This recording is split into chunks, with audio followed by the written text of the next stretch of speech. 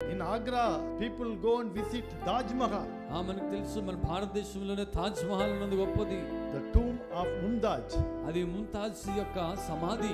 Of course, Shahjahan's tomb also there only.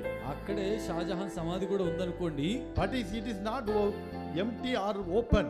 అవి ఖాళీగా లేవు, అలాగే తెరవబడి కూడా లేవు. But here, అయితే ఇక్కడ క్రీస్తు విషయము. go to Jerusalem. యెరూషలేం వెళ్ళండి. Jesus' tomb is still empty and open. ఎప్పటికీ క్రీస్తు పెట్టిన క్రీస్తు సమాధి ఖాళీగానే ఉంది, అది తెరవబడే ఉంది. There is a word written in the door. అక్కడ ఆ సమాధి దగ్గర ఆ ద్వారబంధం దగ్గర ఒక మాట రాస్తుంది. He is not here, he is risen. ఆయన ఇక్కడ లేడు, ఆయన లేచి ఉన్నాడు అని రాయబడి ఉంటుంది. This is a historical truth and universal truth. No one can deny it.